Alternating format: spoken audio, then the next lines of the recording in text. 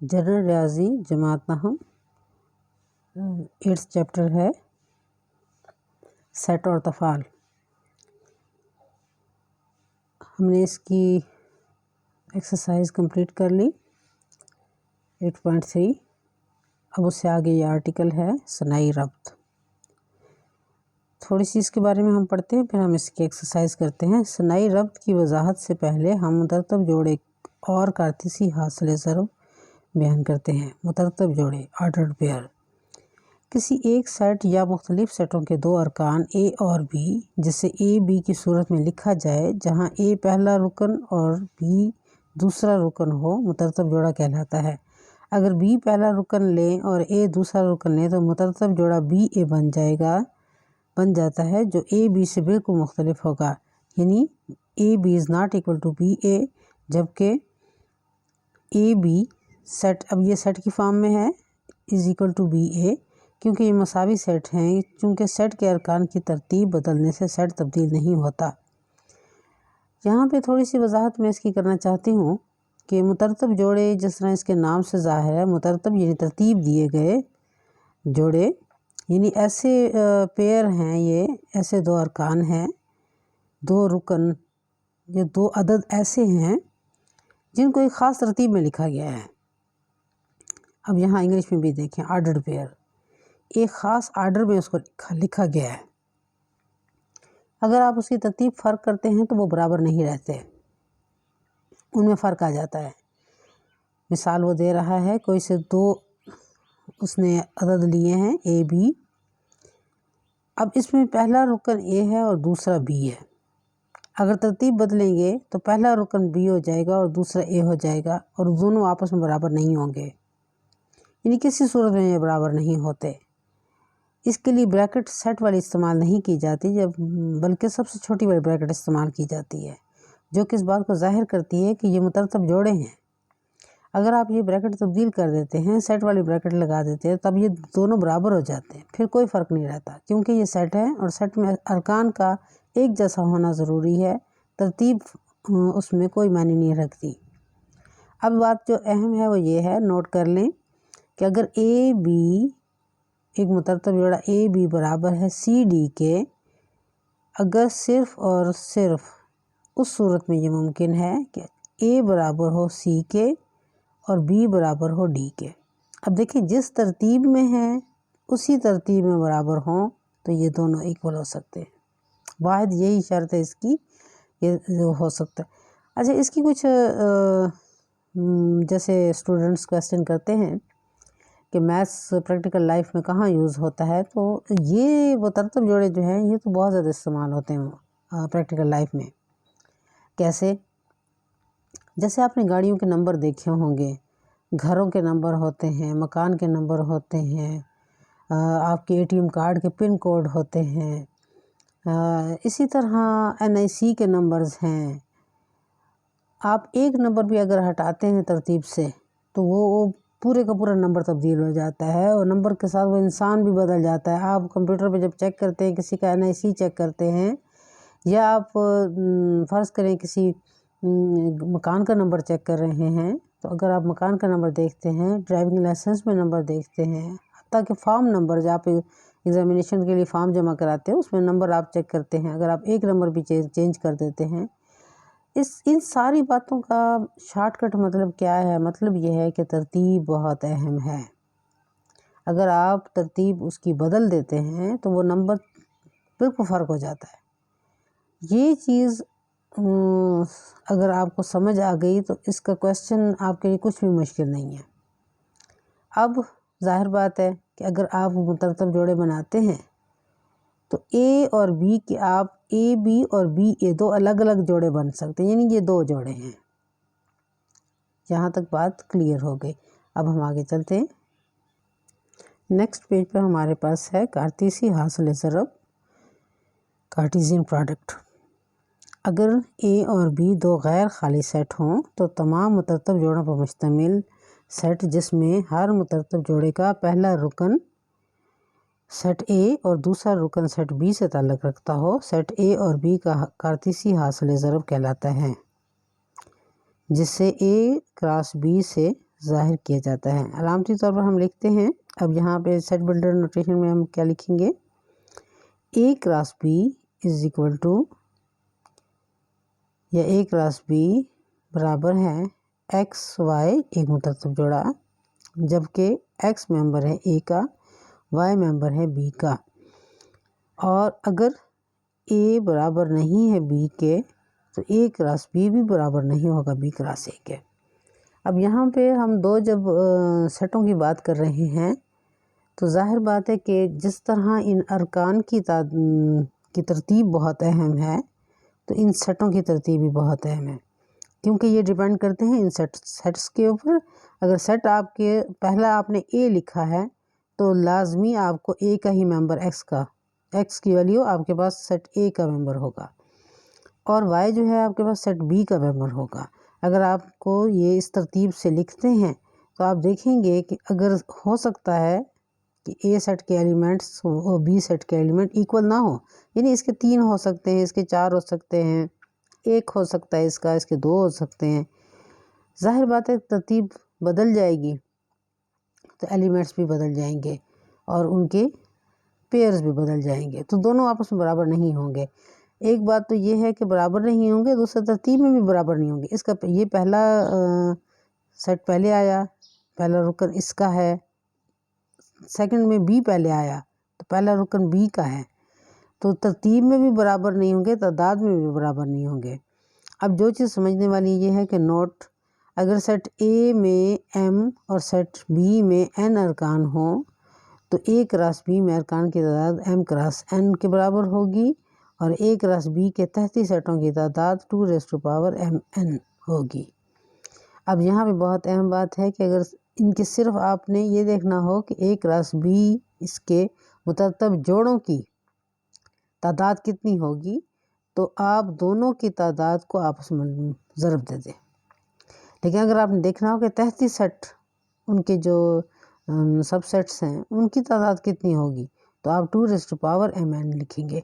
ये फार्मूला याद रखें। और वैसे भी इस बुक में तो राइटर ने बहुत अच्छा किया कि जो अहम पॉइंट्स थे उनको एक ब्लॉक में लिख दिया ताकि बच्चों को बहुत आसानी हो समझने में कि इसमें याद रखने वाली चीज़ें कौन सी। वैसे तो ये सारी चीज़ें याद रखने वाली हैं। अच्छा, आप देखिए यहाँ पर इस किस्म की डेफिनेशंस में बहुत आसानी से आपके पास ऑब्जेक्टिव टाइप बनते हैं। जैसे ये ए और बी का कारतीसी हासिल ज़रब जो है वो ये है, आपके पास ऑब्जेक्टिव टाइप बन जाते हैं। अच्छा, इसमें एक और चीज़ भी है, अगर ए और बी दो गैर खाली सेट हो, जाहिर बात है अगर एक सेट भी खाली है तो आप जोड़ा नहीं बना सकते। लाजमी क्या है, दोनों का गैर खाली होना, कोई ना कोई एलिमेंट तो ज़रूर होना, चाहे एक ही क्यों ना हो। चलिए अब हम इसका क्वेश्चन करते हैं। एक्सरसाइज 8.4 फर्स्ट क्वेश्चन है, अगर सेट ए आपके पास है 1 2 और सेट बी है आपके पास 3 4 5, ये इनके एलिमेंट्स हैं, तो पहला इसका पार्ट क्या है, ए से बी में 3 सनाई रवाबित लिखें।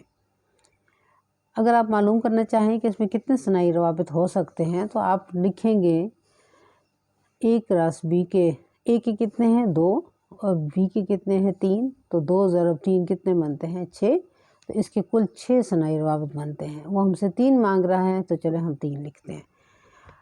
फ़र्ज़ किया सनाई रब्त को हम ज़ाहिर करते हैं आर के साथ।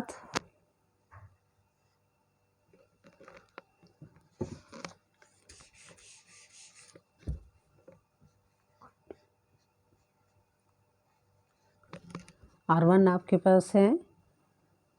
अब पहला सनाई रब्त है, क्योंकि ये ए से बी की तरफ है तो इसका मतलब है कि पहला एलिमेंट ए का होगा, सेकंड एलिमेंट बी का होगा, तो हम लिखते हैं पहला एलिमेंट ए का 1, बी का 3 और फिर ए का 2 और बी का अगर हम 4 लिख लें तो हम लिख सकते हैं। तो R2 इसमें जब वो सिर्फ सनाई रवाबित की बात कर रहा है तो तादाद वगैरह नहीं बता रहा कि कितने तादाद में आपने हों। मतलब अगर वो हो सकता है ये भी कह सकता था आपको कि सनाई रवाबित बताएं जिनके अरकान 3 हो, 1 2 3 बने, तो हम बना लेते 3। ठीक है, हम 1 को भी इन तीनों के साथ बना सकते थे, 2 को भी इन तीनों के साथ बना सकते, ये फिर आपकी मर्ज़ी है। लेकिन चूँकि वो सिर्फ कह रहा है कि 3 सनाई रवाबित बताएं, तो आप कोई से भी बना लें, इससे कोई फ़र्क नहीं पड़ता। चलें आगे देखें। अब हम अगर 1 और 4 लिख देते हैं तो ये भी आपका सनाई रब्त है। अच्छा, अब है R3। अब इसमें अगर आप 3 लिखना चाहें, 2 लिखना चाहें, 1 लिखें, आपकी मर्ज़ी। 2 and 3, 2 and 5। बस ये आपको रिस्ट्रिक्शन नहीं है, इसमें कोई पाबंदी आपके पास नहीं है कि उनकी तादाद कितनी हो। पाबंदी है तो सिर्फ एक चीज़ की है कि लाजमी पहला एलिमेंट जो है वो A का हो। ये देखिए, पहले सारे एलिमेंट जो हैं वो सेट A के हों और दूसरे सारे एलिमेंट सेट B के हों। क्यों? क्योंकि ये A से B में है, इसको हम कह सकते हैं A क्रॉस B। ये आपके पास A क्रॉस B है। तो अभी हम इसका अगला क्वेश्चन देखते हैं। नेक्स्ट है हमारे पास B से A में 4 सनाई रवाबित और हमें दिया हुआ है सेट A 1 2, B है 3 4 5। अब B से A में यानी सेट B के एलिमेंट्स पहले होंगे और सेट A के एलिमेंट्स बाद में होंगे। तो चलिए हम बनाते हैं। 4 बनाने हैं हमने, तो हम R1 ले लेते हैं।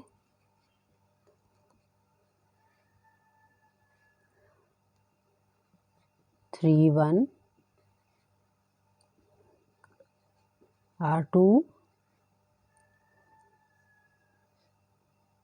3 2, R3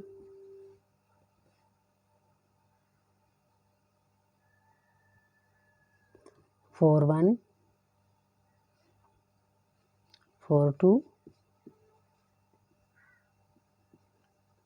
R4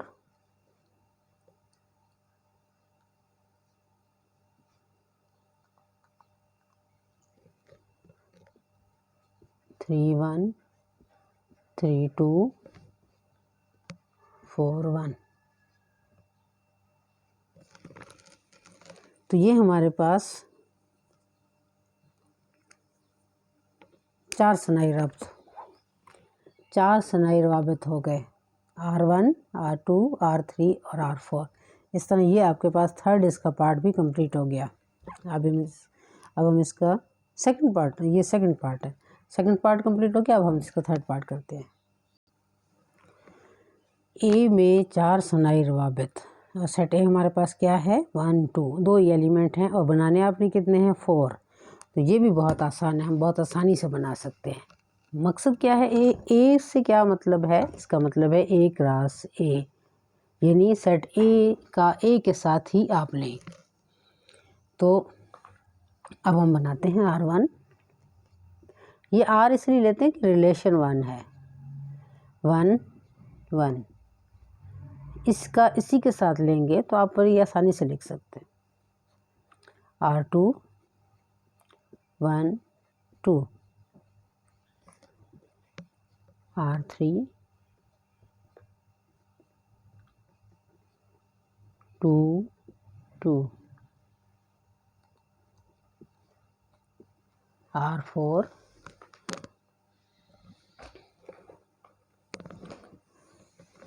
2 1।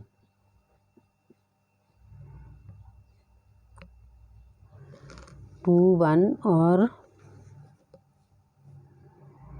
1 1 1 2 दोबारा भी लिखा जा सकता है 1 1। तो ये हमारे पास रिलेशंस है। अब इनमें हम तादाद बढ़ा भी सकते हैं, उसने तो हमसे कोई बात नहीं की कि आप कितनी तादाद में हो। अब देखिए 1 1 था, इसमें 1 1 1 2 कर सकते थे, इसमें 1 1 1 2 2 2, इसमें हम 1 1 1 2 2 2 2 1 1 1 इस तरह हम लिख सकते हैं।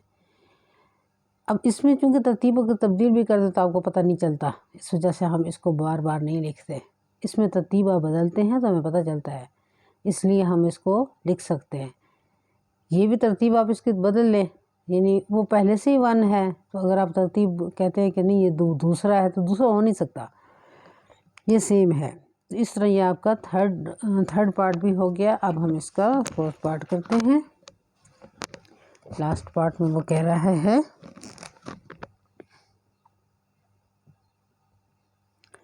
बी में 2 सनाई रब्त।